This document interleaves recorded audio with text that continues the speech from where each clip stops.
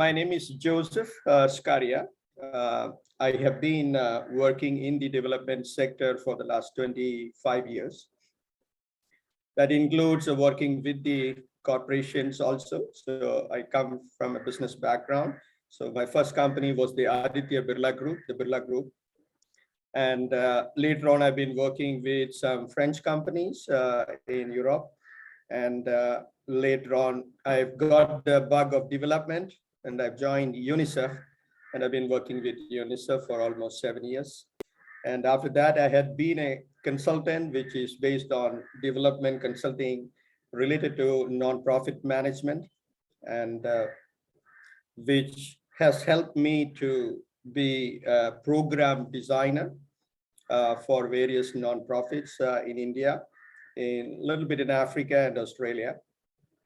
And that has also helped me to become a fundraiser, because when I has been designing programs, people used to ask me, where is the money coming from? So that helped me in terms of helping them out to reach out where the money is. And that has really made me a fundraiser. And for the last 21 years, I've been working with this global organization known as Habitat for Humanity. So I was their fundraising director for almost 12 years. And in the 21 years, I was managing with Habitat for Humanity for the entire Asia Pacific region. So which has also helped me to be getting exposed to fundraising hands-on in Europe and America. And in Asia Pacific, I used to be working in 23 countries. Now I'm back in India and starting my own freelance company in terms of NGO management, social enterprise, and fundraising. So that's a little bit about my background.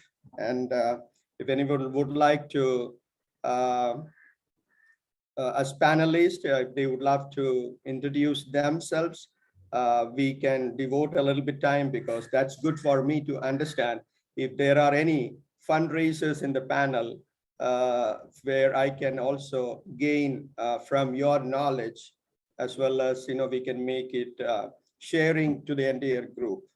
So it's voluntary. So anyone would love to raise their hand and being part of that, I would be very happy to welcome anyone. Sonal, thank you. Yeah, thank you, Mr. Joseph, and thank you, everybody. Hello, this is Sonal Kulkarni. I work with Doorstep School, Pune, which is an NGO working for the education of children from less privileged backgrounds for the last 31 years. It was established in Mumbai and then expanded to Pune. We have 7 ongoing projects. I joined Doorstep School 6 years ago as a volunteer coordinator and moved into the role of fundraiser just last year. So I am also learning, and with your experience, sir, I'm really looking forward to this session. Thank you. That's brilliant. Thanks for sharing, Sonal. I have a relationship with Doorstep School. Just tell Bina Lashkari that Joseph Jr. has tells hello to her. We started as a part of Doorstep School. I was part of the beginning at the level when they started in Mumbai. So Bina is a very good friend, and say hello to her. Yeah, sure, I will. So I know Bina with Rajni Tai. Yeah, sorry? I work in Pune with Rajni Tai. Okay. Yeah, but I'll let Bina Tai know that you said hello. Thank you. Yeah, and also Gajendra. Okay, so. Sure. Thank you. That is brilliant. Okay. Since Chitra is already showing, in the video, may I request Chitra to just to give your experience in fundraising. So as Anthony said, this is more of interactive. Now I know that Sonal is here to learn and she has done something. So Chitra, your experience will also be able to help me. Sure, sir. So first of all, sir, I'm Shreya. Chitra is my director, so I just logged in by mistake from her ID. No problem. So this is Shreya this side. So I'm a fundraising manager at Satya Special School. We are based in Pondicherry. So I've joined as a fundraising manager. This is my first job as a fundraising manager, and my experience with fundraising has been pretty different as to what kind of fundraising element I'm looking at. If it's foundations, it's different. If it's CSR, it's different. If it's crowdfunding, it's different. So, I mean, because my organization that I've joined is functional for past 18 years. So my director has immense experience in dealing with foundations and agencies. But then when it comes to CSR, I bring in a CSR element because I was with CII earlier. So CII is in touch with a lot of corporates. So I understand, and I was handling the Sustainable Development Center for them. So I have a bit of background as to what they expect in when it comes to CSR. But with it, when it comes to crowdfunding, it's just a real struggle because I want to explore crowdfunding. Crowdfunding is, is a platform which I really want to explore because it has immense, immense potential. But then it's a bit difficult, more than trying to just contact personal contacts, then trying to go on social media, but then it's unsuccessful. So I mean, that front would discussion on that front would also be great, good to know. Yeah. Fantastic, Shreya. Thanks a lot. CII, ASOCHAM, FICCI, PNB, all put together is really reaching out the 2% funding of the CSR in India. You are aware of the 2% mandatory funding. So you're actually looking from your experience on a gold mine to see that, I mean, they say that it is almost between $2 to $3 billion being unleashed in India, depending upon how you would be running after. So you've brought one aspect of how we can be running after the corporate funding. So this is very good. When you're sharing also, I can talk about my knowledge and my experience, and we can gain from there. And second thing, Siddharth, I will just come to you because, is that okay, Siddharth? Okay. Shreya has brought in a point out there in terms of the crowdfunding also. So if you really look at the statistics, I mean, even in India, there is a hell of a lot of a room for crowdfunding. That is what we call the individual giving, which in India is actually statistics wise, maybe because of the sheer number of people in India, we stand first in the world in terms of individual giving. But that individual giving is going more into religious giving and things like that. We need to be dissecting out there and see what kind of a portion we would be getting. We can learn about that because now individual fundraising in India is growing with the Ketos and the Milaps and the Fuel of Dreams and the Impact Gurus and a lot of things like that. That is more of a scientific way of doing. But beyond even the scientific way of giving, which now India is now getting into the bus of it, like a lot of individual giving going to religious giving out there. So you've touched upon a point, Shreya ji, on the CSR, which is, and also the crowdfunding. So there are two ways of crowdfunding. Also can be talked into individual giving, which calls small sum giving, or also major gift or HNWI giving. So we can come to that later. So let us, in our parking lot, let us say that we have 2 points which you have brought out here, Shreya. That is the crowdfunding, which includes individual giving, which would be small sum giving, also major fund giving, as well as the CSR funding. Just keep on asking me questions on that later on. So that is good. Over to you. Thank you, Shreya ji. Over to you, Siddharth, since you were in the queue. Hello, so my name is Siddharth Kakani, and I'm working as a volunteer with WWF India. I've recently joined them, and I'm doing a program called Youth for Nature Conservation Program of WWF India. In that we have to raise awareness about WWF India's projects such as tiger conservation, poaching, and we have to raise awareness and create awareness and raise funds. And I've also worked as a volunteer with CRY. So yeah, and if anybody is looking if interested in wildlife conservation, can contact me as well. I'm looking forward. Thank you. Okay, thank you, Siddharth. That's what you are coming from, the environmental NGO background, and WWF is one among the best in the world. And for the panelists as well as the attendees out here, Siddharth organization is a leading organization around the world. I had the fortune of working with some of them in different parts of the world. I think it is WWF which has brought the Earth Hour around the world. Am I right, Siddharth?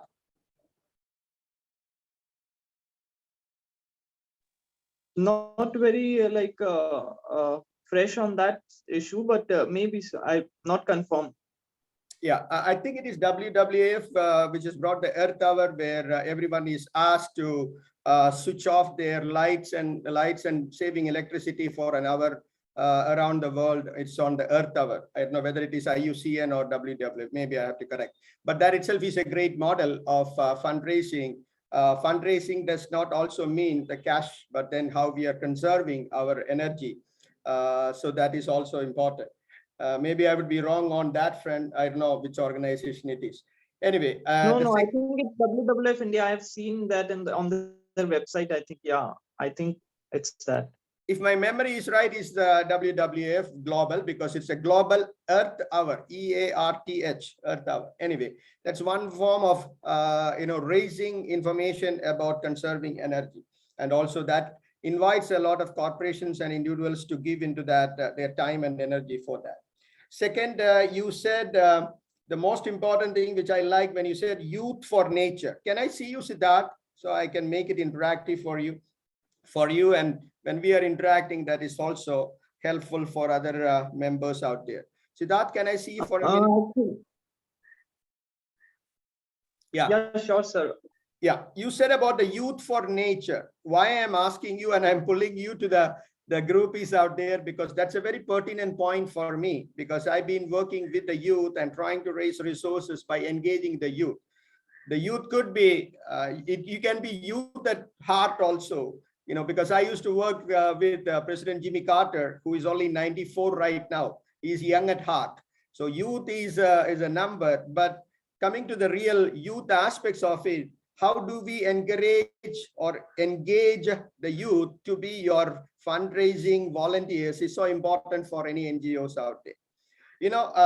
They have the passion, they have the drive, they have the ideas, and they are the one who can really take up the ideas into action out there.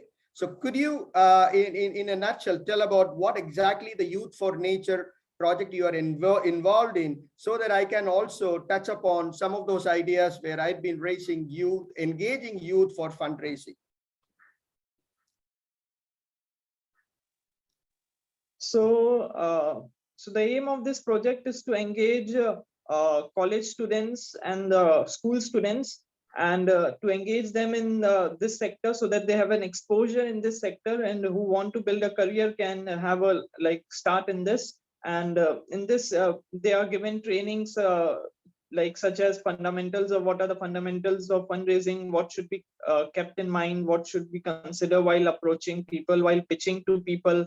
And we have also been given training in in environment aspect of it, so that we increase our knowledge of the environment, or environment conservation.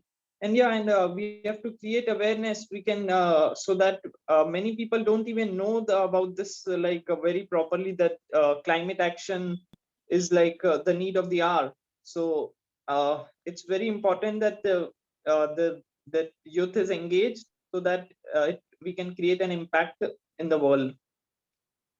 Yeah, and thank raise you. funds. Yeah, thank you, Siddharth. We are talking about how you would be engaging the youth also. One is what you're doing is creating that awareness. It's an advocacy kind of an approach. Just like the World Bank says, there are NGOs who are into project-driven, operations-driven, and also advocacy-driven. So now here you are engaging the youth for advocacy and creating awareness about the climate change and climate change adaptation and aspects like that. Do you have any examples of how you are making this youth to raise the funds for WWF to be sharing to this group? Yeah, so one of the projects is, as I earlier mentioned, is of the tiger conservation. So I have to create awareness why this cause is important. I have to explain to people why conservation of tigers is important, so that the whole ecosystem is benefited, and ultimately we will also benefit. And and I have to create awareness and just raise funds. So this is how it's going on. And we have to identify what are our prospects, so that we can efficiently gauge them and raise funds. So this is the program, and there are many other projects as well, such as reducing illegal wildlife trade. There's also a training for sniffer dogs program where they train the dogs and employ them for the activities for reducing illegal wildlife trade. And there's one more program in the Sundarbans. In the Sundarbans, many people are dependent on the forest, so there is human wildlife conflict. So WWF works to reduce human wildlife conflict there. So yeah, we have to create this we have to pitch it to people and raise funds.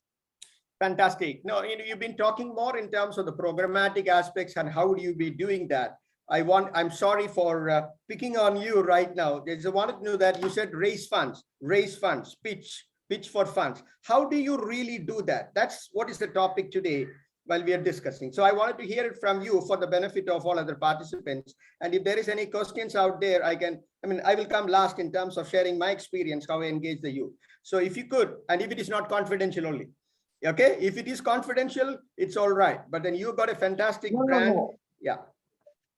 How do you pitch? Where do you get the money? What is your target group? All these kind of things. So target is we have to identify the target people who would be interested in this, so that we can who are interested in. Brilliant point. I'm sorry. Let me intervene out there. So how do you identify? So that is something known as identification of your potential partners in the fundraising. You are doing first is by doing research and identifying your potential partners. How do you do that in WWF? So first of all, we can ask our we can go through the list of contacts in our people in our network and identify people who may be interested in this, or who are of whose income is high, and so who may be willing to do this. They'll get a tax exemption receipt as well. So this is one point we can pitch it to the people. And and after that we can contact anybody, we can contact companies as well. So fantastic. Fantastic, Siddharth. So in terms of the science of fundraising, you're doing the first aspects by researching and identifying the potential and qualifying them. And also within that aspects, probably, organization like WWF or the UN systems or bigger NGOs, even that is applicable for a grassroots level NGO also, doing the due diligence of the possible potential partners out there. Where is that money coming from? And such kind of due diligence is important. Do you in WWF use a CRM? A CRM is customer relations, management, where have you heard about CRM tools like Salesforce or BBEC, etc.? Or do you have a CRM, a data management system? Yeah, I've heard of CRM, but the organization may be doing it. I'm not sure. No problem. So thank you. My program is online. Okay. No problem. Thank you. So for the benefit of the group out there, once, as what Siddhartha said, probably when we are doing identification of our potential partners in an organization, the first and foremost, thank you, Siddhartha, again, first and foremost is looking out our existing database. Our existing database is our warm or hot database. And from there, whenever you're launching a new program, you would be testing the pulse of the people to see whether the existing donors themselves can be part of a particular campaign or things like that.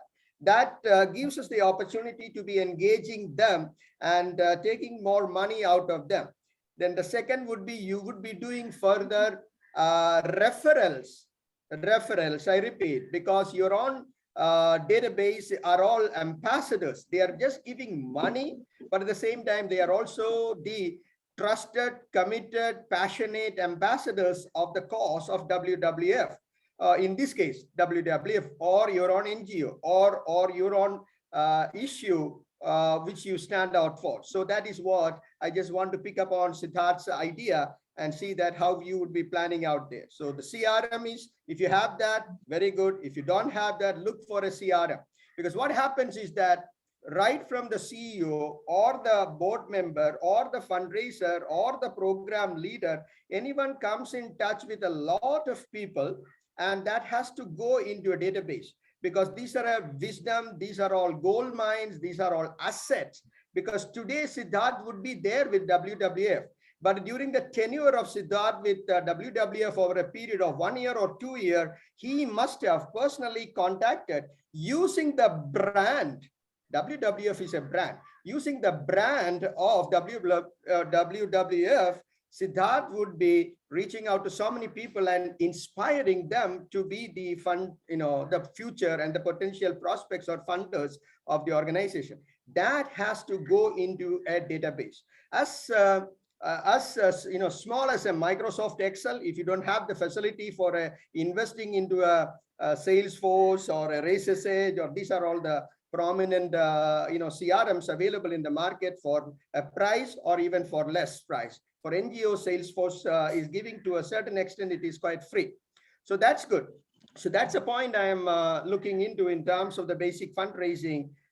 Everyone who makes a touch point with anyone who would be a prospective client, it has to go to the CRM. So that really helps us for launching any kind of a new programs out there.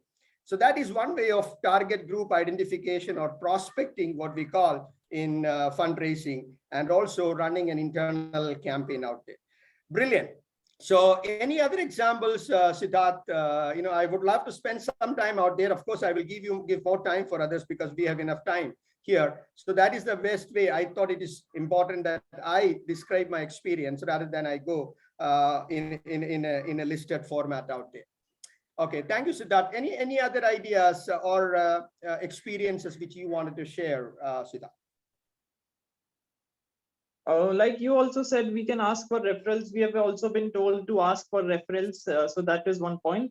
Another idea is like, I have not implemented it, but another idea that we have been told is to create a survey and distribute it to people, like send it through WhatsApp or any way, a Google form such as.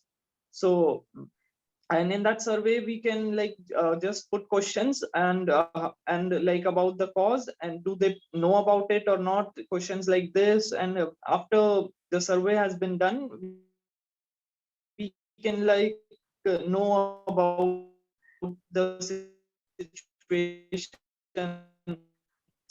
You're breaking. What is do the people know about the cause or not know about it? Are they interested in this? Is it fine? No. Yeah, and now it is fine. I actually lost you for almost 30 to 40 seconds. Oh, I mentioned about that I have not implemented this idea, but we have been told about this idea that we can create a survey so that and distribute it to people. And in that we can like put questions about the cause. Do they know about this cause or not, or are they interested about this cause or not? And like we can like we can review the survey and have an idea about what is the perception of the people and all this. Fantastic. That is something like, it's basically the research-based approach. It is again advocacy and awareness building, where the WWF's learning, because you're an organization which gives more information to the world about the nature conservation. So your learning is being given to a lot of people, and inspiring action from them by taking action, as well as by inviting them to give a small amount of money out there.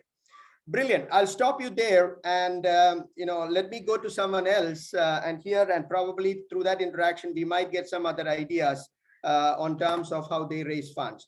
Anyone who can volunteer or raise their hand? There is already a raised hand out there. That's no, I can't see a raised hand. Maybe it is me. Anyone else from the group? Someone is asking, Anthony and other organizers, please give me access as a panelist. That is Dr. Kailash Gupta. Sir, Dr. Gupta, if you can unmute, and even if I cannot see you, if you can just come as a panelist and also share where are you, from which organization you are, doctor?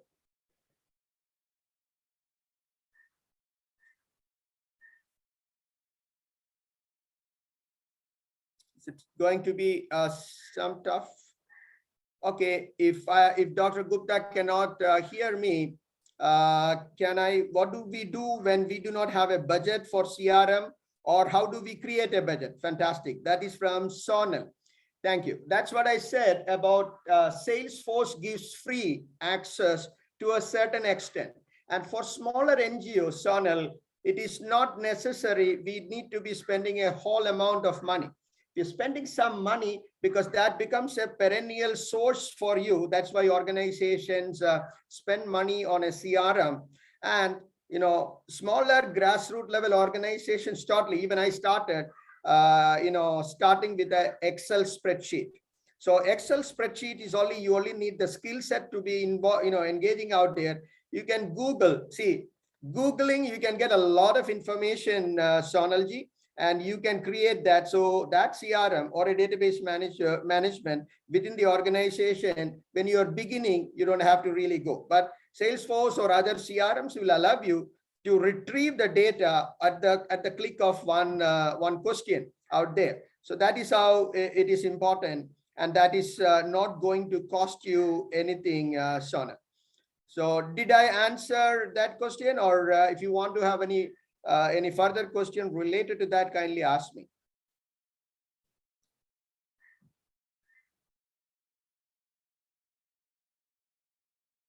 Sonal? Okay,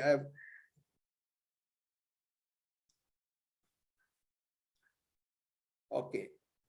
I think I've answered Sonal. Since there is no question from Sonal on that, I have here greetings from Chika Federation of India. So can I ask, who is this? There's some struggle out there. Santosh. Mr. Santosh Kumar. Okay, please. Can you come? It would be nice to see you, and let's interact right now about your organization and what do you do, and in an overview of how you do the fundraising and how well I can learn as well as interact and contribute to the team here.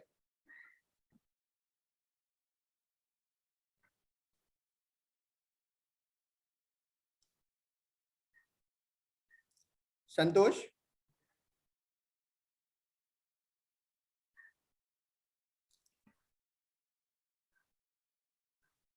Do we have any problem there in terms of coming on board?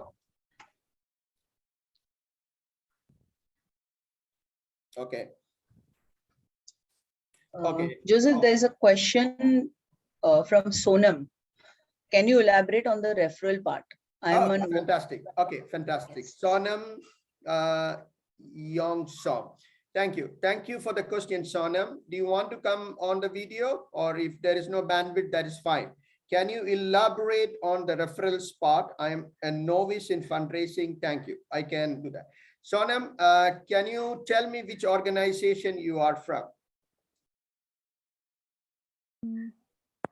Am I audible? Yes. Yeah, so I'm thank you, from. Sonam.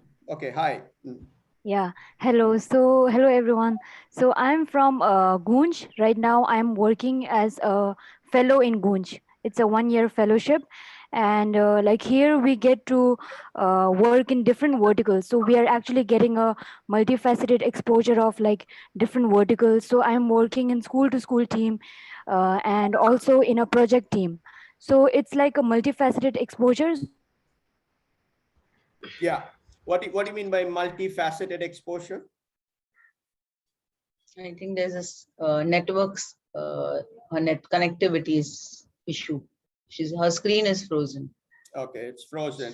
So let's wait for her to come Yes. back. In the meantime, yeah, I will answer that. That's in my parking lot. Gunj is an organization I love, and I know Anshu and I'm good friends, so we can come back on that. Okay, in the meantime, since Sonam is frozen out there, since she has raised that question, I will keep it in the parking lot and I will come back when she's back. Any other questions?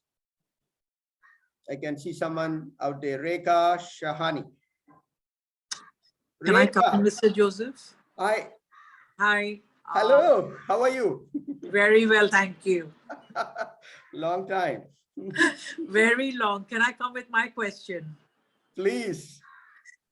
So we get funding from the corporate sector, and it has been successful. So it would be the Citibank also, or the HDFC or whatever. But I have questioned that with their own foundations coming up, Yeah. and they investing in their own foundation and doing work there. So I am focusing on educational initiatives, whereas school is concerned and college is concerned with values and ethics and governance.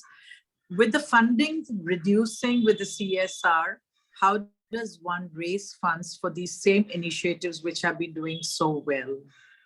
Come again, for the funding for what initiatives? For the initiatives of school and colleges that we have been doing over the years, with the funding reduced, how can we apply for more funding to other people maybe, besides your own contacts? I would really love to know that. Yeah, education is emerging very well, and also you got to be doing the research about there how well the government of India is enhancing or encouraging more of educational investments in the country.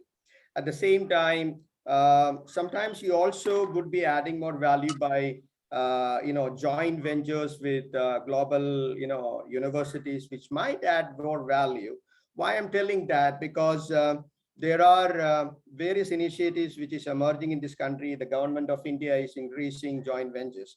That is just like positioning yourself. Once you position yourself, normally just like the educational institutions across in other parts of the world, they will also beyond the CSR money, and most of the time it is going as family foundations or high net worth individuals, because we can give a naming right for them. Like I just raised $10 million for an organization, for my own alumni in the Philippines. That is AIM, Asian Institute of Management. I just raised from a company, but they wanted to have the naming right. The naming right would be just like a Zulig Institute for Development School, or what I have been part of that as an advisor to AIM was for starting a school on STEM, science, technology, engineering, and mathematics, or you can make it STEAM also by adding architecture and agriculture out there. So that they've named it after XYZ school for something like that. So that is that is another innovative way of thinking, Rekha. So that's the best route so far I have seen. The CSR, they might come in, and also the same company, once you got an HNWI investment coming, or a family fund, just like I was advising a school in Singapore, the Singapore Management University. There is a school for social innovation. So the social innovation is being funded by a family. So again, the naming rights goes, and it would be, it's our own, going back to our own India, the best and the most important person in this world in terms of giving, none other than JRD Tata. At today's value, he has given $102.7 billion, much above Mr. Bill Gates, the Bill and Melinda affair. So look at our TISS, Tata Institute of Social Sciences, which was funded by the Tatas themselves. And after some time, they got to be running in the marketplace and raising the resources. So that's in the same situation, Rekha. So the best answer is HNWI, family foundations. Then once we have that, probably within that sector, which comes in terms of certain, say, a school for public policy, or a special interest area out there, could be sold as a chair, like Rekha Shahani's family, or a Shahani family chair for marketing, or Shahani chair for a social policy. So then it is perpetually given after the Shahani family, and then the family will give that money. That is the best way. Then when it comes to CSR funds, probably there are also, you got to be looking into the various aspects of the restrictions which come in force in CSR, and how does that come into that. I hope I had been able to answer you a little bit out there. Then what happens is that when you have a joint venture, like XY University in India, partnering with, say, PQR University in the US or Japan or things like that, based on that interest, it will also give you opportunity to be approaching the high net worth individuals as well as the corporations or even the government funding, because it's a bilateral, multilateral relationship on that particular promotion of that, that faculty, then you should be looking. That is what I call it, thinking out of the box. You got to be thinking, and there was been in the past also such opportunities coming. Like look at Stanford School for Innovation, or even I think the largest endowment fund in today's world. Good, you have asked me that question because I'm doing some projects with certain universities in terms of a capital campaign. It's a capital campaign, could also be looking in terms of, one is their day-to-day life operations expenses, salaries, maintenance expenses, which would be very difficult to get that money from your marketplace. That's where these universities, I've been involved in a fundraising with my colleague in South Korea. So running a capital campaign means I need this much of money this year, every year for its, the cash flow is required. Then I need to be finding some money for future investments, which could be the salaries, which could be the building fund, which could be the maintenance, etc., etc. So convert everything into a capital campaign and engage your alumni. Engage your alumni, because your alumni has got funds plus their, their umbilical cord is attached to their growth in that organization. So even if you can convert that into some sort of small sum giving, not every alumni would be as rich, depending upon what kind of an institution out there. If it's a Tata Institute of Social Sciences, because most of those social scientists are not that very rich people. But if you go to an IIT, everyone is rich out there. So it depends upon which institute and how you're approaching and how you would be taking it forward out there. Thank you so much. Any further questions? I hope I helped you. Yeah, but like I understand that family thing and things like that. So where the institutions are concerned is perfectly fine. But when I am sitting in the chair of a trustee of an NGO, then I find it difficult at times to collaborate, because everybody wants to do it on their own. So that's why my thought process. So as an NGO, I was getting funding from, say, various corporate sector, but now because they're having their own NGOs or own foundations, the money becomes less and less. So like you mentioned, that daily salaries and things like that. So as an NGO, suppose I have two initiatives, one for the school and one for the college. How do I raise money for these initiatives would be my later questions after you have spoken to others also, for the initiatives. Thank you. That's fine, Rekha. We can continue there because, whatever you are asking, and while I'm responding, that also, others are also benefiting, because I always say that, input is directly proportional to the output. So that is so important. Yeah, you're right. Most of those NGOs are reeling under pressure to get that unrestricted portion of the money. CSR will give the money, and they will be project or a program driven money, wherein they allow a percentage of money for you, which is connected with that particular project or a program. Again, you cannot take that money for others who are in the personnel or the other operations. That is where you could be getting into that. And if you look at the very advanced markets like US and other places out there, there are people who gives money for us unrestricted. They say that, okay, here is $1 million. I'm very happy. You just include me your entire impact. So I say that, okay, I come from Habitat. So Habitat says that, okay, we have helped 1 million people across the world today. That's the impact we have made. 1 million houses, if you're building, multiply on an average, that is around five people. So we have impacted 5 million people to have a shelter. Whereas, let us say Rekha has given one, or your family has given $1 million, and you're allowing me to keep that money as unrestricted. Then I will be very happy saying that you are my, ace donor, because you've given me the freedom. No, because that takes a little bit of a time, beyond that naming right and things like that.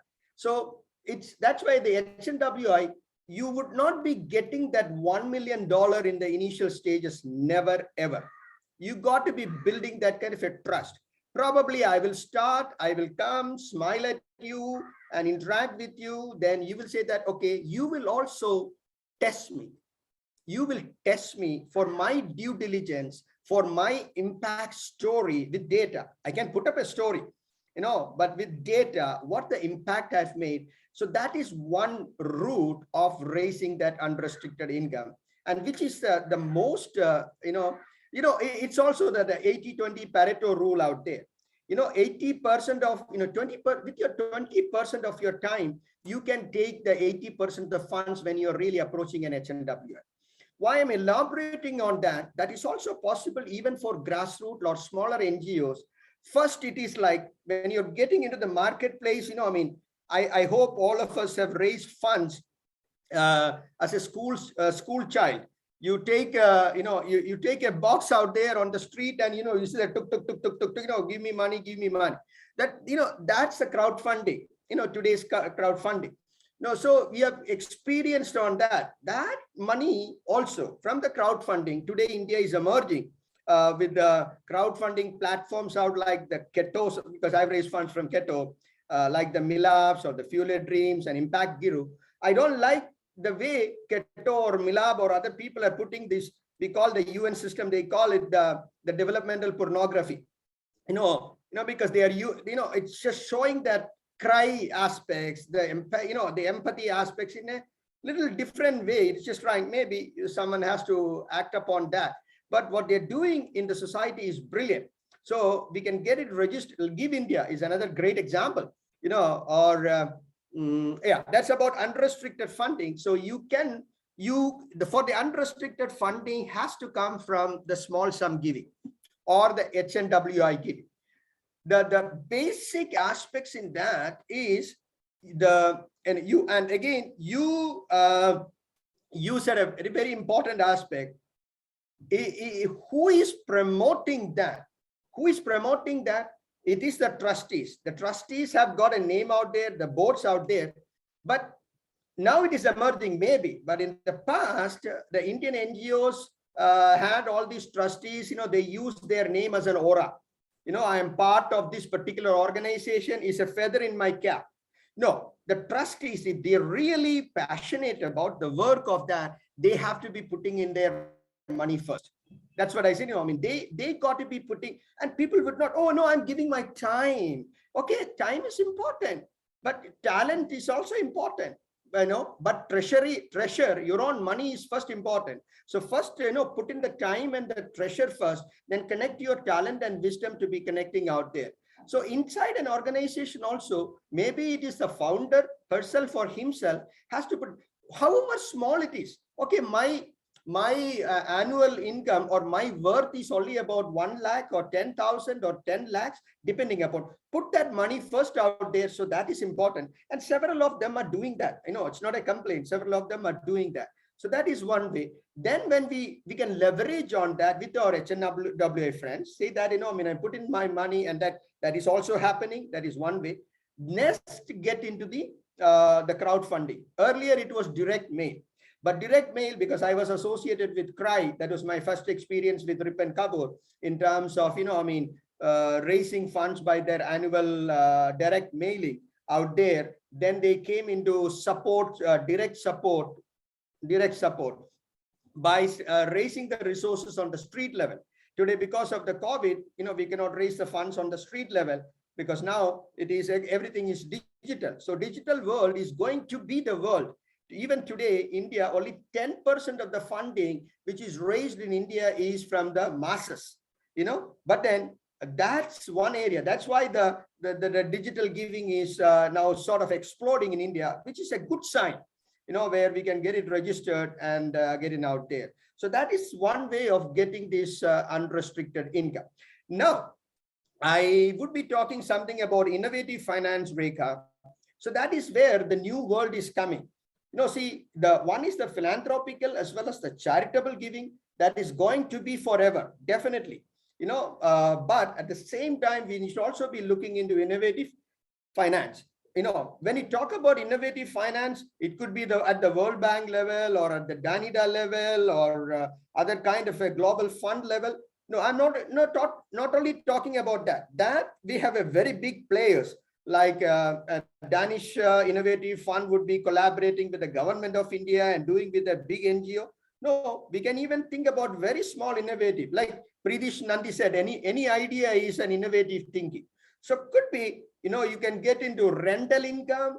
There was another example where Mahindra and Mahindra has given, some of those auxiliary part making for their, Jeeps for an NGO. So the NGO has really done the training, and Mahindra gives the training for that auxiliary mechanism out there.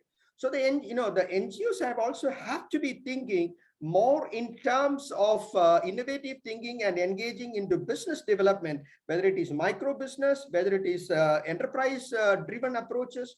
That is good. So that is what I know. An NGO who runs a hospital, who runs an engineering college, who runs a nursing college. So they write that, and they're committing their money, their profit after tax, 80% of their profit after tax is going for rural development and other aspects out there. And again, going back to my best organization in the world, that's the Tatas, because the Tatas are just investing all their funds for social development. The Tata Trust holds their entire companies, you imagine. So these are the kind of models of marrying it together in terms of raising that unrestricted income also. Rick. Thanks a ton. Thanks, really appreciate. Thanks. Okay, now is Sonam, are you back? I can answer elaborate on the referrals part, which I sort of touched upon right now. If you're there. Okay, we will wait for you. Dr. Kailash Gupta again here. You kindly give me your email address and if possible, telephone number. Definitely, sir, I can give you that. Yeah. Sir, do you have any questions here for the team here? Your question is my resource, sir. Yeah. Joseph, Sonam is here. I think she has network issues, so her mic is on. She's not kept her video on. Maybe you can talk to her. Okay, fine. So if she can talk, that's fine, Sonam. Sonam, can we hear you? Can you just at least speak up? If not, start your video. Yeah, I can Great. hear. Yeah. Okay. Yeah, Joseph, she's here. She Sonam, can't come on video, I think, because of connectivity. Yeah. Yeah, Sonam, your question is about referrals, which is a very, very normal one. I'm telling you in terms of action. It's just like, it's just like you got someone already within the organization. It is nothing when I've been answering Rekha. It's just like making your own givers as your ambassadors. That's what is referral, what I meant by that. So if you got 5 givers, it could be even starting with your trustees. Never ever allow your trustees to have that aura, sit there idle. You got to make them work. And you got to write it down in your TOR as being a board member. You got to be attending 3 meetings. You got to be giving. That's up to you. How much? That's you must be giving this much time. You must be giving this much money. These 2 are important. The second thing, you must be connecting. You must be referring, opening up your network, make a list. Now, what happens? All these trustees, depending upon the NGO and the size of that, and depending upon the trustees' time and the profession or the business, they will always say that I don't have the time. No, they have the time. Only thing is that, you got to be bold enough in times of, asking them. ASK. There's no way, no one cannot raise funds in this world without asking. You got to ask, and you got to be, ridiculously bold in that. And there's nothing wrong in asking your own trustees first. So do that. Sir, you got to be putting in that money. I know everyone will give, but there will be. Sometimes they'll say that I don't have the money, but I have the talent. Good. Okay, let them do the talent, and depends upon the NGO, whether it's an educational institution or a healthcare institution or it's a social services, or it's an enterprise business or things like that, you got to be finding the way for that. That's what I meant by referrals, Sonamji. So hope I've clarified that. So you got to be writing it down through the TOR, and you must tell them that you need to be connecting. As a fundraiser, you say that you need to be connecting 10 people to you. Well, it is again, they say that, no, I'm not comfortable with this and that and things like that. No, then you got to become proactive. Now, what is proactive? You got to be writing down 10 names depending upon that, that person. So you got to be researching about your trustee or your or your giver, and saying that who are their what do you call network. So the network is so important. Now in bigger NGOs, we got another CRM which we take it, which is known as WealthX. So anyone can use that. So we pay annually, because UN and all, they pay $25,000 to $50,000 to get a membership to the WealthX. Why? That $25,000 you're spending will allow you to be doing the research about the possible high net worth individuals around the world. Well, you can do that by just doing that kind of a Googling out there and get a list, and with that list, go and meet your trustee, sit with them and say that this is what I would like to be doing out there. That is a reference point. And thanks a lot, Sonamji, for that question out there. Okay. Now thank you, sir. Thank you. Sorry. Someone was talking. Is that Sonam? Yeah. That clarified a lot. Thank you so much. Yeah. Thank you, Sonamji. Okay, fantastic. So I have not got anyone other who wanted to, someone is raising the hand. No? Okay, I didn't see it. Okay. Can anyone volunteer in introducing themselves and introducing their organization and asking the question? You can unmute yourselves and ask the questions.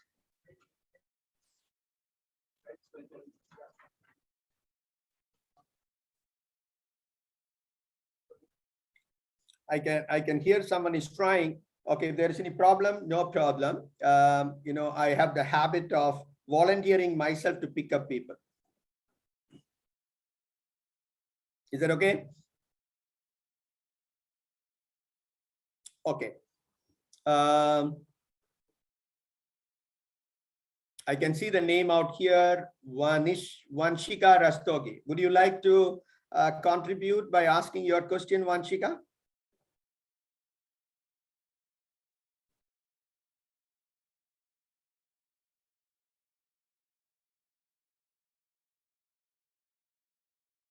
No, she's muted and she doesn't want to participate. No problem. And there was another question which has come up from someone in Gunj. That is here I need to be answering out there. Who was that from Gunj? That was Sonam. Sonam. Okay, thank you, Sonam. Can I ask a question? Yeah, please. That's the purpose of this. Yeah. The purpose of this workshop is ask as many questions and put me into trouble. That's all. So when it comes to fundraising, like activities are fine, but then how can we strategize fundraising? Like what can be our fundraising strategies in place for a year, 2 years, coming 5 years, if that makes a difference? Fantastic. A fundraising strategy is so important. That's where you need to be identifying in a fundraising strategy what is to be done. You got to be identifying what are the activities you should be doing and how well you would be doing that, and then you identifying the potential interested people who would be, let me put it this way. In terms of identifying a strategy, it would be know your goals first. This is Sonam, isn't it?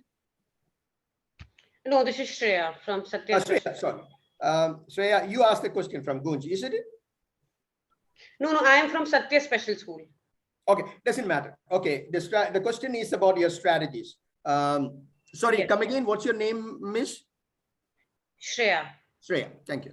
Thank you, Shreya. And you said which organization? Satya Special School. Satya Special School. Yeah, when you say Satya Special School, what kind of challenges you are addressing to? Sir, I was the one who spoke in the beginning Oh, Shreya. Okay. regarding CSR and crowdfunding. No. Thank you, Shreya. Yeah, I remember you now. No, I'm asking which kind of different challenges what are you addressing in Satya Special School? So, okay, so Satya Special School, so we work with children with special needs. We started in 2003, and for the past 18 years, we have come up with, we have very strong programs in place. One is early childhood care, where we identify children within the age group of 0 to 6 years, 0 to 8 years, for any, if they are at risk of development delays, and then we intervene to provide therapy and education if needed. The second intervention is community-based rehabilitation, wherein we, because our vision is inclusion, so we want not just to provide education and therapies to these children, but we want that the community accepts them in complete, in wholesome. Like there's a wholesome development and the wholesome inclusion of children with disabilities. So we provide end-to-end solutions from early intervention to the extent of vocational training and getting them into jobs as well. Fantastic. So currently, like, yes, we also have mobile therapy units which run across. We are based in Pondicherry, but then our mobile therapy unit covers almost 44 villages in Tamil Nadu. And we are coming up with satellite centers, which will be a franchise of our model, because from the experience and knowledge that we have gained. So it will be franchising our model, and we'll be training them, we'll be intervening them there, we'll be staying there for 2 years, 3 years.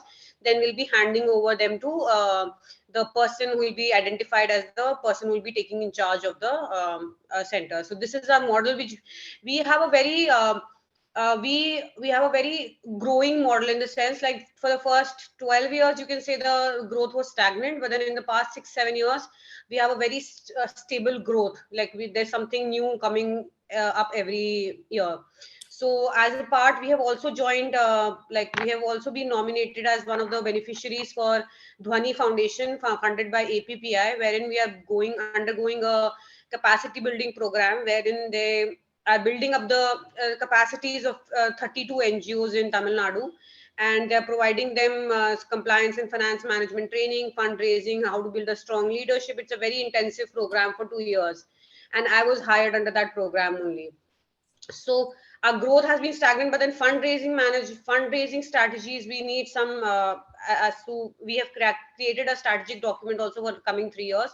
But then from our stakeholders, we realized that we needed a strong fundraising strategy. So that's why I asked the question. No, very good. Thank you. Okay, this will take, I know, actually give me a time to answer that question, and I can come down, because actually really can make that into a very big project. Okay. Now, you also you told me about various interventions, mobile therapy, then capacity building, your partner organizations, and you're selling your own knowledge to others, franchising, etc. A lot of things are coming up in your program interventions out there. So what I will say that you got to be identifying your goals, or let's say your goals first. And that has to be your annual, and then create an annual goal and then convert that into, or you can go the other way around. What you should be having your 5-year plan, then, build it back also. Both way, it is just like, you got to be backward as well as forward working on that. So once your goals are ready, what's your yearly fundraising goal? Within that, now you talked about mobile therapy. So I did not know mobile therapy means, you would be traveling with your subject matter experts and giving training to your 32 odd NGOs. Does that what you mean by that? No, sir, we are a part of the 32, one of the NGOs, they're training. We are not, it's a different organization, it's Dhwani Foundation. What mobile therapy unit does is that we go to different villages, and we have identified these children with disabilities, and we provide them therapies. We, subject expert, they're in the van. There are 2 or 3 subject experts that are in the van. The van moves around Pondicherry and Tamil Nadu to the identified households, where because through our collaboration with the hospital, which is JIPMER, which is one of the biggest hospitals in South. So we have identified these special children, and our mobile unit visits to provide them timely therapies. Fantastic. So let me say that, let me surgically look into your project. Mobile therapy itself, I'm only just taking up one example out here. Mobile therapy itself. So what are the things which you need financial support for the mobile therapy? So are you traveling in a vehicle? Yes. So which kind of a vehicle you are using? It's a van. It's a van. So what, I'm sorry, what kind of a van or which company's van? Tata Ford. There, that's my answer. So I have done a mobile health dispensary in my life when I was working with UNICEF. So that is something you can approach the Tata themselves to give, Tatas and Mahindras and other, companies. So I've raised that, coming from Mahindra, a van at that time, a vehicle at that time. So that is one way of looking at that. Then what are the other things within the, let me really dissect your entire mobile therapy into funds, which I call GIK. GIK stands for gift in kind. Gift in kind. So that is a word which I use for that, gift in kind. So your mobile therapy project itself, I am dissecting into different forms of funding. Okay. One is the van. What are the other things which you require? And my answer is a Tata or any kind of a companies whom we can approach out there. They might give you fully free, or they might even charge you for the tax which they have to give to the government, or they will give you a subsidy out of that. So now what is the other requirement in the van itself? You need petrol or a diesel out there. It's just like getting gold, in petrol in India. Doesn't matter. You can approach a Reliance, approach a BPCL, or the nearby bunks, or the dealer network out there itself. Can I get a discounted diesel as your CSR? So there, I've got two donation opportunities out there in your mobile therapy unit out there. What are the other things which you require in terms of we can raise by GIK within the mobile therapy unit itself, Shreya? Can you think? So there'll be equipped. So but I have a quick question here. So sir, so when we approach companies for the funds, so we usually go with a project. So Yes. dissecting the project, Yes, I said yes. Yeah. Yeah, so dissecting the project to create parts, and then approaching, maybe Reliance or BPCL for, you give us funds for petrol, or you give us, will it be, won't it be an enormous task, as well as will it not be, the accountability to these donors, funders, actually being accountable to each one of them separately, being documenting every, for each donor separately. So won't that be a lot of work? I mean, how do we go about it? Shreya, I will say no pain, no gain. Okay, that is number one. Okay. And second, no pain, no gain. What is wrong in that? That is number one. It also depends on the volume. Okay, if your volume is only about a lakh of rupee and spending so much of time, well, that is another internal board decision out there. But if your project mobile therapy, if you got, a massive project out there, look into that. It is also depending on the volume. I understand your point out there. Thank you for sharing that, Shreya. Understand your point, but then look at the volume and how you wanted to develop that into a bigger project. It could also be a joint venture with other 32 NGOs probably, and you can, that's Satya Special School can take the leadership in the mobile therapy out there. This is what I'm calling the out of the box thinking. So probably you will take the leadership in one aspect and taking it forward. Sorry, did I interrupt you? No, sir. Yes, I just said yes. Yeah. Okay. Thank you. So that is one, looking at the mobile therapy. One is the petrol, one is the van. And I'm just doing the surgical one out there because it is beyond that, because it is part of the program planning out there. What are the other kind of things? Because I'm allowing the team or asking the team to think innovatively. What are the other things in the mobile therapy unit in Pondicherry itself? What you can gain by GIK? So there'll be equipments, a lot of equipments that are there inside. There'll be a lot of equipments, which, that could also be, approaching a medical equipment manufacturers out there. This, see, the corporations love giving things in kind because yes, that I've noticed. They will monetize it and they will gain the ATG out of that. They're not giving the money. It's just like going to a restaurant and asking there, I'm hungry, give me food. It is easy for that person to give you food rather than give you 50 rupees or 100 rupees. So That's it's GIK is always like that. So medical equipments. Now let me do, for the benefit of the team, let me do that. This is how I used to do that. Okay, you got the van, you got the petrol, and I'm just imagining. You got the medical equipments out there. What other things you can think about?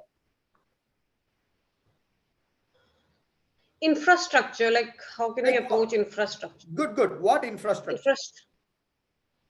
Like a land, because we have one of the things, like I'll give my example also, that we have 10 centers. We want to form it into an integrated center at one place. Yes. So how can that be approached? It will be see, huge investment. No, we got to be thinking, because it is, you got to be sometimes thinking. You can also get into telemedicine aspects out there, because I used to run a telemedicine project for none other than Madurai, in Madurai, known as Meenakshi Mission Hospital.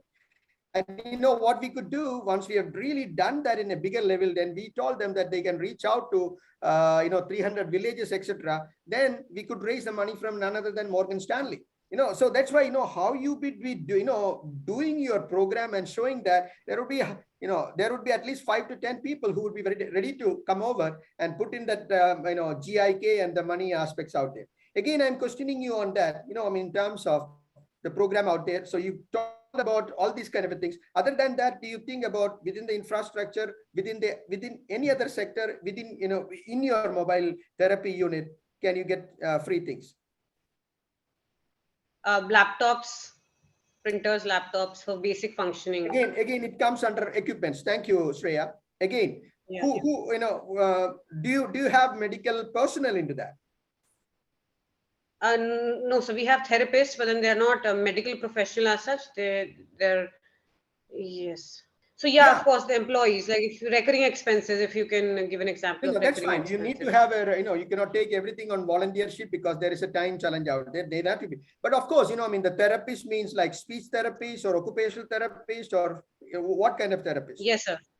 Physiotherapy, speech therapist. Yeah, it would also be, maybe you would be doing already, Shreya, but I'm just thinking it could also be, connecting with the speech therapy institute and take those interns out there as auxiliary service or assistants to this person out there. So I'm only dissecting that and seeing that how well you can create a lot of GIKs. Then of course, still you need some money. That is where you can get some CSR money out there, saying that these are the kind of services we can. It is again innovative way of putting up a project out there. Okay, sir. Actually, it is actually, and if we come with this kind of project with the CSR, they'll be more interested, because they know that we have put in efforts to mitigate their cost. We've not just come up with all the cost and be like, you give us this, and we have tried to put on. Yeah, I get it. Yes, sir. Fantastic. That's what we call it. It's a smart fundraising goal. You know what is SMART? SMART stands for, do you know what is, I hope everyone knows that. That is specific, measurable, actionable, realistic, and time bound. So when you surgically look into that, that is what is important. So what is your yearly fundraising goal? Are your fundraising goals smart enough? What will, reaching these goals help you to achieve? Also think that you're not doing this particular SMART approach for that year. When you're doing that, you're also looking in terms of upgrading that for the next year, and also making that particular mobile therapy approach into a bigger project, which will also gain a branding, an image, a goodwill image for Satya Special School. Then next time when you get into a CSR company, they will say that, wow. Also, PR is important. Write about that with testimonials from the people who are impacted. That is an impact story with the data. So write about that, whether it could be a blog, whether it could be in your social media, Facebook or Twitter or Instagram and things like that, or take your CEO or others along with the testimonies from the impacted people, the benefit, I don't like to call the name the beneficiary, the participants or the partners, and make a print media or a social media promotion, which will have and create that with your website, connect it with your website. That's what we call it, the SEO, search engine optimization. So that by the time Satya's special school would be noticed by people, and also the CSR, even the CSR gentleman and the lady who's sitting in the corporations are also looking out for good partners. For looking out good partners means, your impact is so important, and that is why you would be reaching out. They would love to associate with very good organization because it's actually a win-win situation. And they would love, sometimes even the corporations come forward. We would like to cooperate with Satya Special School because it adds more value. Then because Satya Special School is giving them that promotion, this particular mobile therapy unit is being in partnership with, let's say, Mahindra or let's say Tata. So they would love to, become partners for you. That is where we call it. You're not doing it as it's a push strategy. You got to be doing the push. Then again, I would say that you got to be taking up the pain, and the gain will come. The gain will come as the pull. So that is important in terms of looking out there. And in terms of the second question for you is, how do we design? So know your goals, and actually you should also be looking into know your resources. What kind of resources? In other words, we call the readiness of your organization with your resources, because it's quite easy to go and get a money from a CSR organization. But if you're not, delivering it next year, you will not get the money. So know your resources and the readiness, and reach out to people in terms of looking into that. Add the MARCO, the marketing and the communication aspects, the PR, which I told you. Then also look at your capacity. Know your team. Whether the team, what is the capacity of the team? How many paid members we have, how many volunteers we have. It all depends upon how you would be making use of their time. Then also know your donors. The donors that actually, in fact, when the gentleman from Worldwide Fund has been talking, I talked about the CRM. Knowing about the CRM, knowing about the donors has to be through a CRM approach, or is as simple as an Excel spreadsheet. So that is so important. And make that Excel spreadsheet as your morning, default window, where you can see that how well you're reaching out to your donors on a day-to-day basis. Find no reason to reach your donors. So that's important.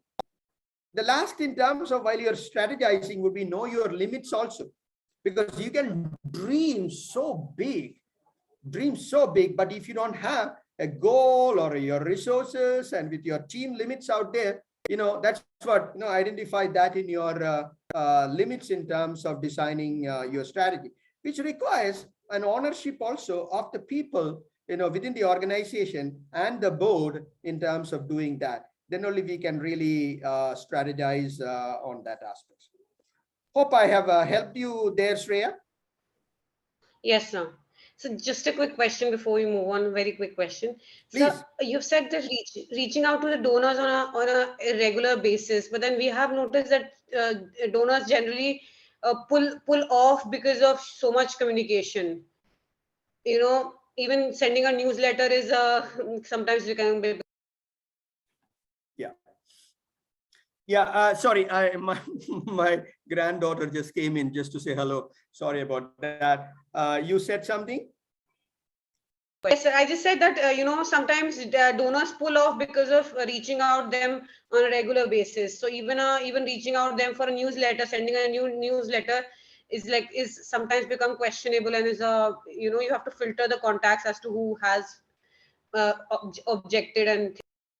Yeah, okay, that's fine. That's a question of, intruding into their privacy. Earlier, when we used to, send, even there were donors in my experience, when we used to send newsletters to the donors, some of the donors would say that you are sending this newsletter with the donation which I given you. Okay, so that is also a question, how well you are using your money. But in this digital age, designing a letter and keeping them informed, you don't have to be so much elaborate out there. Even a small one page, a pictogram, an infographic could be utilized out there. This is the money which we have impacted, which is important, Shreya, and no one is going to do that. Then it all depends upon how you're calling people. See, you can use WhatsApp and text messages today. It all depends upon your warmthness with the person, and that happens by respectfully approaching them. Some people, you know, when they say put the restrictions out there, see that how often I can approach you. So you get the permission from them and try to do that. Yeah.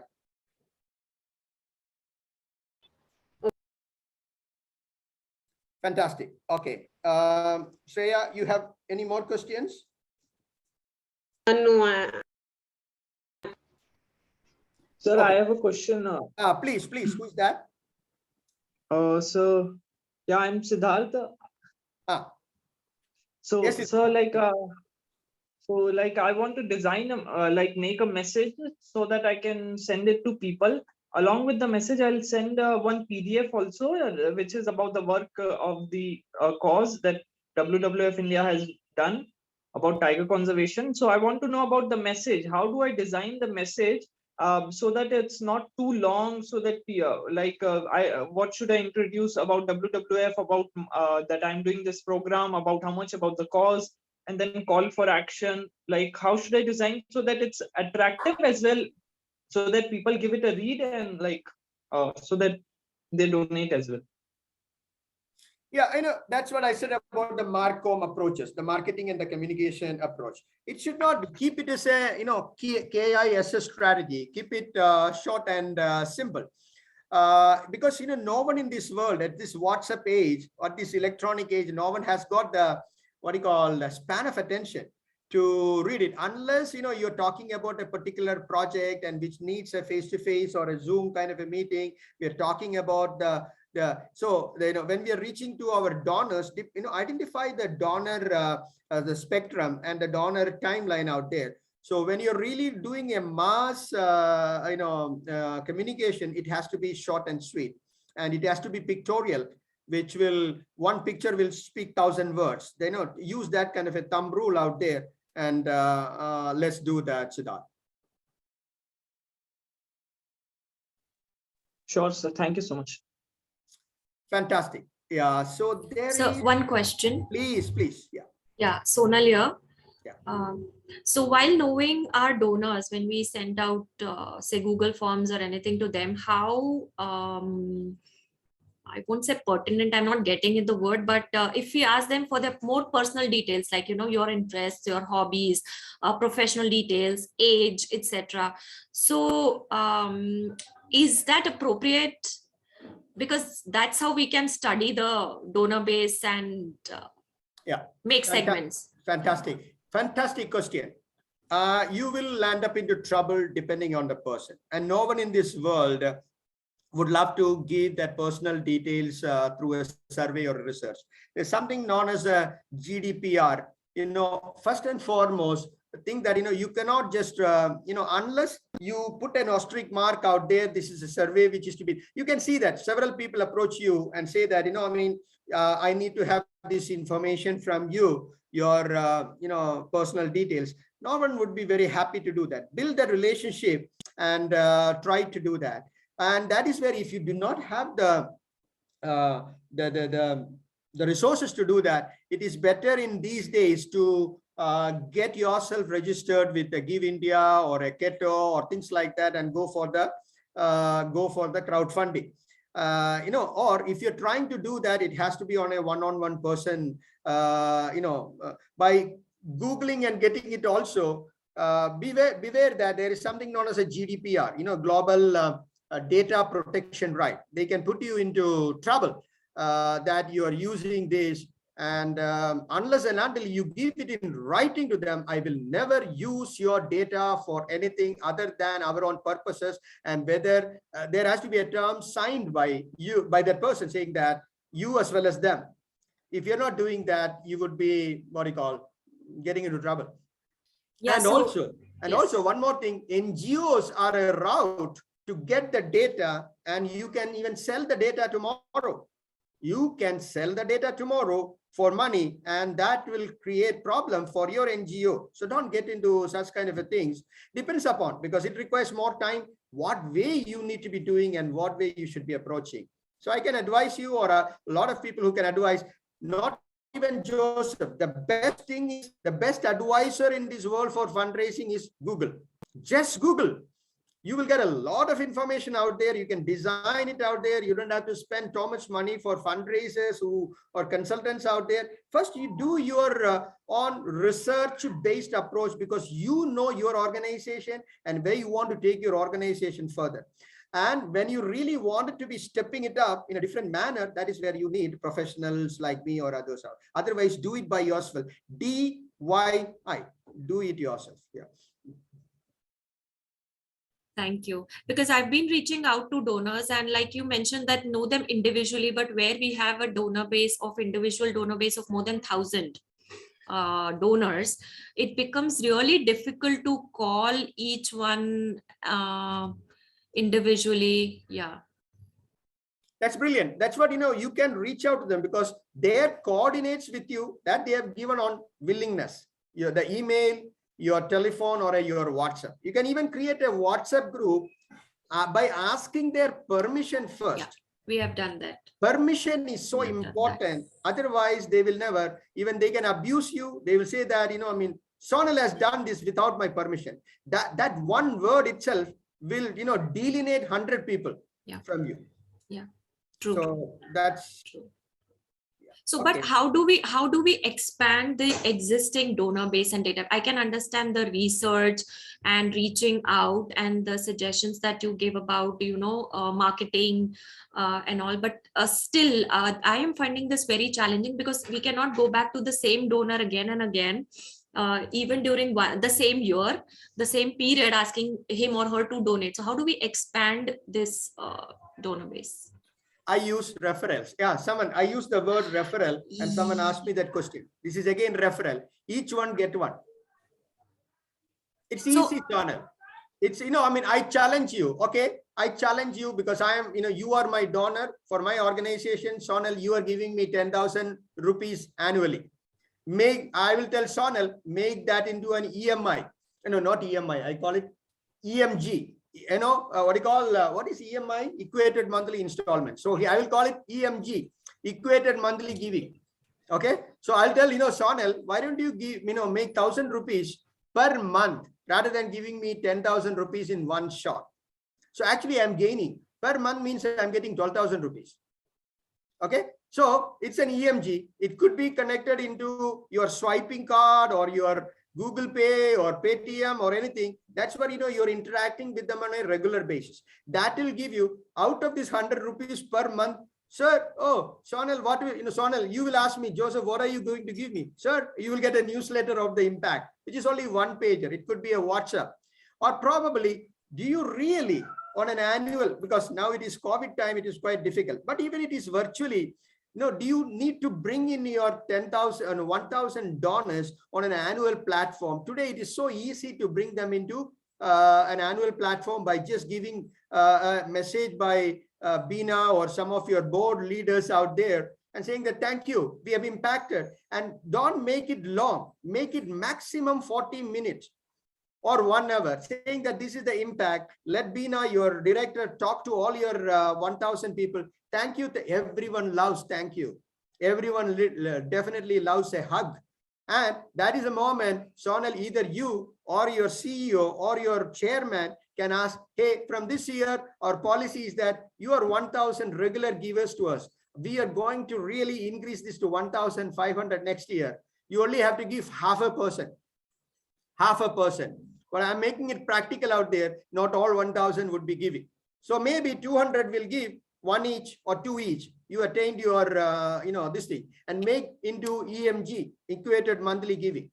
So that's so beautifully, you can take it forward. Yeah. So is it possible to have a drive for all our donors saying each one teach one or give one referral? That request, is that again appropriate? It is possible, because okay. Sonal, no, it's possible, but will it be appropriate? It is appropriate, because you are dealing with your hot or warm warm givers. You're not doing a cold call there. See, right. The GDPR is aspectful when it is a cold call. Now I know if I am approaching Sonal, and you are my giver. I know you. I've been interacting with you. So it becomes a warm giver, or a hot giver, or a passionate giver. Let me say that. So that give you that fantastic way of engaging your donor. If you're not engaging your donor, that itself is a sin, because you're not growing. Because they've already, because you've got a network of people who are passionate about doorstep school. You understand? And you need to be, they are your, what do you call? I call it cause holders. Shareholder and cause holder, because they have been giving you their part of your cause. In that cause, you are asking them, hey, I need 1 or 2 more person because our budget has increased and I cannot get the CSR money out there. I don't have money to pay my personnel. So that is where your unrestricted funds goes up. So just last question. I am not sure if we have catered to this in the session. I had dropped out for some reason. Yeah. About donor engagement strategies, have we discussed those? No, you can raise the question. Okay, so so donor engagement, is it restricted only to, say, sending newsletters or impact letters or wishing happy birthdays? How can that be increased? I've already answered that. An annual meeting. Sorry. Yeah, we do annual meetings, but hardly anybody attends those. Even doesn't matter. Don't feel sorry about that. You've given them an opportunity. That's only what they want. Just imagine, don't invite all those 1,000 people. You will invite only 50 people who are attending. Tomorrow you are inviting a big trouble. Got it. You understand? You give them the opportunity to be there. And once the annual meeting is done, send a report of the meeting, which gives you an update and what is your next year's plan. Everyone is happy.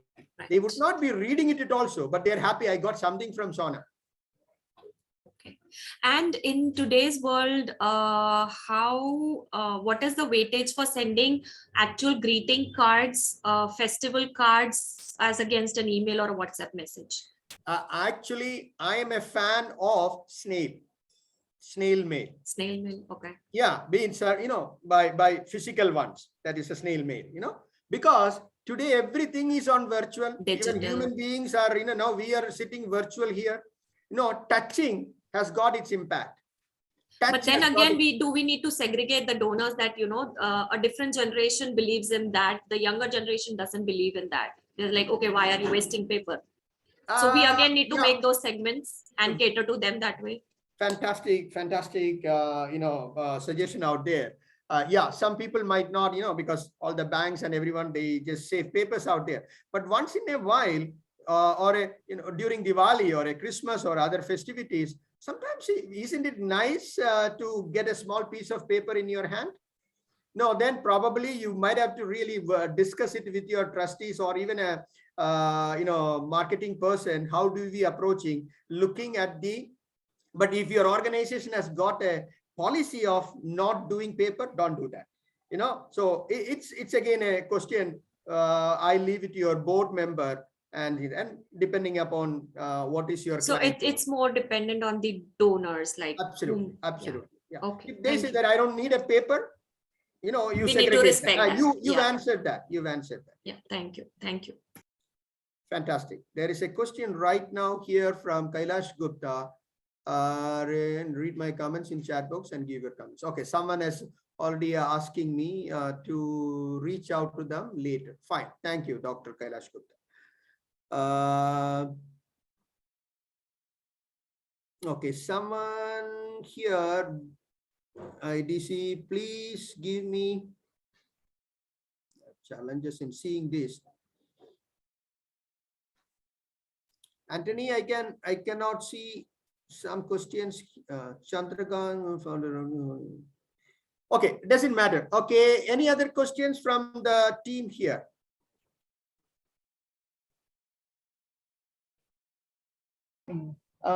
Joseph, there's some technical glitch. That's why we are unable to get him on the panelist. So that's why you can read his questions in the chat box. Okay, fine. I will read the questions in the chat box. Thank you so much. Okay, that's what I'm trying to. Okay, Oh, here is someone from, is that Chandrakant Gayer Patil, visit our website and support us for fundraising, which other stakeholders are related in traditional Indian culture of Gupta Dan, that's anonymous giving. Just that didn't happen, doesn't make to me. Okay, that's a comment. Give me your full name, thanks. You may contact me. Okay, that's again Dr. Something was on disaster here. I couldn't find.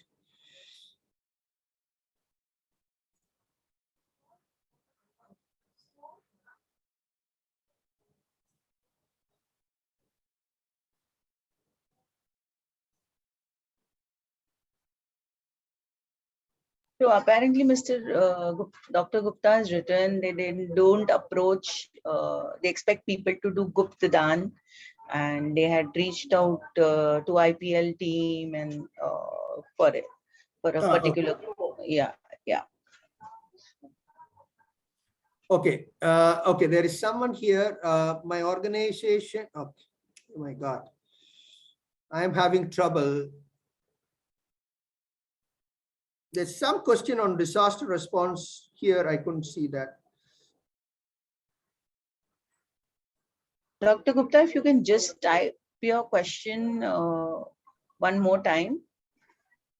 Hello. Hello. Yeah. Hello. Yes. Who's that? Chandrakant. Yeah. Joseph Chandrakant Okay. Patil sir wants to say something. Please, Patil sir. Yeah. Sir, I can speak in Hindi. Yes. Yeah, हाँ, sure, जी, you जी. know, yeah, आप good, अपना good, video good. Start कीजिए. हिंदी में कर दीजिए. I will try. I'm not very good in शुद्ध हिंदी, but तो कोशिश करेंगे. ओके. स्टार्ट तो किया है मेरा वीडियो. हाँ, ओके. हाँ जी. सर नमस्ते. सर हमारा जो एनजीओ है, एनजीओ के लिए हम जो फंड रेज करना चाहते हैं वो पेमेंट गेटवे के जरिए, मगर वो रिस्पांस नहीं मिलता है. उसमें कुछ ऐसा लॉक अनलॉक ऐसी कोई सिस्टम होती है क्या? क्या हो रहा है उसमें? पेमेंट गेट मतलब क्या जी? कहाँ? ये रेजर पे है ना, डोनेशन बटन के जरिए हम ये फंड रेज करना चाहते हैं, मगर नहीं रिस्पांस नहीं मिलता है. उसमें कुछ आप जो क्राउड फंडिंग के बारे में बोल रहे जी, है कि इसमें आ सकते हैं? Yes, sir. Echo sir, if it is on crowd funding, मैं तो I think he is trying to ask that he is trying to access Razorpay for crowdfunding, but there's been no response. So what can be done? Okay, sir. I think most of this organization there is something. ये सब क्या है ना? I mean, वो लोग आपका organization का resume देखेंगे और organization क्या करने के उसको बोलते हैं due diligence. और ड्यू डिलीजेंस के वो अंदर अकाउंटिंग आते हैं, आपका टर्नओवर मतलब क्या काम कर रहे हैं, उसमें कितना पैसा आप लोग खर्च कर रहे हैं, किधर से पैसा आ रहे हैं, उसका अकाउंटेबिलिटी, ट्रांसपेरेंसी वगैरह सब मिलके तो वो लोग ये क्राउड फंडिंग वाला आपका एनरोल करेंगे. सो उसका वो देखने का आप, हाँ बोलिए. Okay sir. हाँ, और ड्यू डिलीजेंस उसको बोलते हैं. ड्यू डिलीजेंस आपका ऑर्गेनाइजेशन के जो they would be looking into that, and उसके बाद में तो आपका नाम रजिस्टर करेगा. Once they accept it and they register, उसके बाद में आपका ऑर्गेनाइजेशन एनलिस्ट हो गया. एनलिस्ट होने के बाद में आप would be accepted. Try approach give India. और दूसरा है आप लोग ये भी करना पड़ेगा. Have you heard about United Way? United Way जी, there are other organizations like other than Give India, United Way, Charities Aid Foundation, these kind of an organization will also get yourself registered. उधर register करके उसके बाद में आप आपका संस्था के लिए जो support करने के लिए वो लोग promote कर सकते हैं.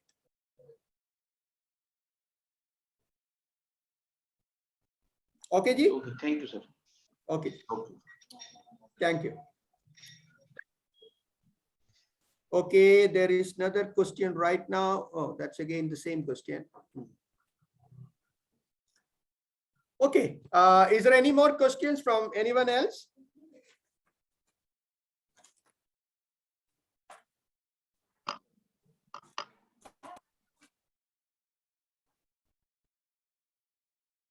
No, okay. If that's the case, then I have another 10 more minutes out there. Kindly raise your hand and raise more questions if you have. Just interrupt me anywhere, anytime. So I just wanted to just give you a little bit more idea which are the different ways of fundraising. This interaction was been very, very helpful for me because people asked me several questions and I've been taking it up one by one. So to sum it up, in India, the fundraising normally in earlier ages, we used to be, when fundraising means, we used to be finding a project, writing a proposal, and approaching for funding from the northern countries, which means in Europe or US or other kind of very high income countries out there. That age is going away. So that is where we would have been approaching to. For NGOs, they would have been approaching to NGOs or international foundations, family foundations, etc., including ODA, that is overseas development assistance, which we can call bilateral or multilateral kind of a funding, which this bilateral means USAID, UK aid, or DFAT, or these kind of country specific organizations. So that age is also giving way to, in India, more in terms of corporate funding, which we call the CSR.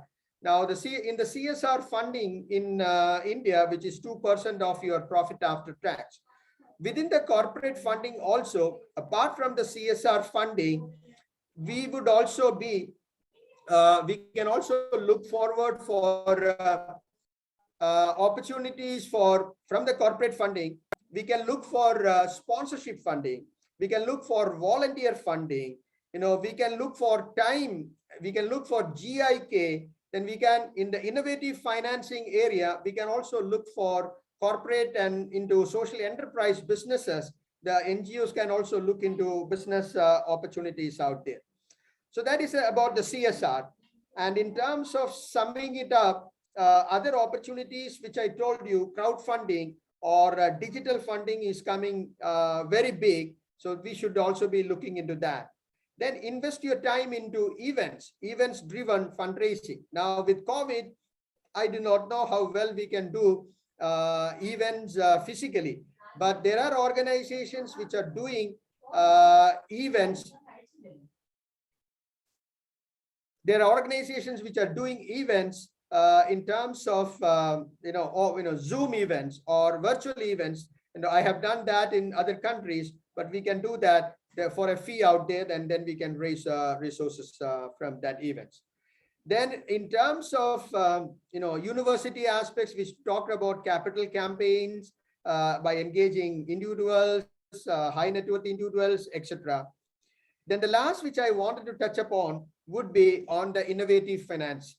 Innovative finance is something now which is coming up where we need to be finding opportunities and thinking innovatively for impact-driven approaches. It could be with a corporation, it could be with a bilateral or a multilateral organization, and we should be looking into that. I think that is in some total about what I can talk about fundraising, and with the given little time. And thanks a lot for your time. And before I could ask other questions, I would love to share something about a little overview about the funding, which I would love to share to this team. So if you really look at around the world, actually the NGO sector today is a $1 trillion industry, $1 trillion industry across the world. So that NGO sector, that's where and in India, it is really growing. And especially from the sector, if you really look at that, there is still opportunities where we can inspire and engage. 10% of the funding is a lot of individual giving which is happening. Just imagine this country has got 1.3 billion people. Even if you really look at that 10% of the people who are giving on a day-to-day basis, that is brilliant. So if you really have another look at this slide out here, this is a little bit data from the United States, which is a very good giver. So they are giving $390 billion annually. So that is how they are, and see the numbers of 24.1 hours which has been generated in terms of each volunteer generated time out there. If you really look at the world, the global world giving, or the global giving index, and you see where India stands. I think we are standing very, 144th or 134th out there. You can just see that. I think we can ask Anthony to share this for you. And even if you look at the HNWI sector, these are the figures which people give. This is again American data, but we have to find out the Indian data on that. The Indian data, there is an organization which in this country, that is CAF. You can look at the CAF data, which talks about the Indian data in terms of the total giving in India. If you really look at the official, giving, the total share of the philanthropical capital in India, basically the global ODA assistance comes, then there is a very big amount of money coming from the ultra high net worth individual giving. Like if you really look at India, Asim Premji, who is known as the largest, the biggest individual giver, Shiv Nadar, then other companies like the Tatas and the Birlas, etc., etc. You can Google and find out. That is also available from the CAF findings out there. Now, I told about the innovative finance. That is from innovative finance is getting too much into the developmental arena from the traditional, compared to the traditional grants and fundraising. So we need to be looking into that. That is where the corporations and the governments working. It is at the high level, but at the same time, the traditional grants and fundraising is the one which is going to be the norm in this country. And that involves the corporate giving, the family foundation giving, high net worth individual giving, and the crowdfunding, which includes the digital ones and direct marketing if you want to go and try to do that. So in a nutshell, again, before I wrap it up, it is just like, you've got to be identifying the partners, qualify them, and then you got to be interacting with them in terms of cultivating them on a long-term basis, as well as solicit and build that relationship with them. That is what we can call the stewardship. So once the stewardship has come out there, including where tools like CRM and all could be utilized out there, so that makes your perennial cash flow. The last but not the least is, raising funds. All the tools and everything is important, but then you need to be asking for. That is where you need to have that kind of team as well as the leaders to go out and do that ask. And all this cannot happen by sitting at the comfort of your office or sitting at the comfort of your room. That's what I call, it's a Goya mechanism. Goya stands for get off your armchair, because you cannot sit out there and raise the funds. So it's so important. And it has to be, supported by the storytelling with the data, because data and the impact which you make, in the society based on your goals is so important. That story has to be told to the world through your various public relations, social media, and things like that. And last is, we all stands for the, www.xyz.org.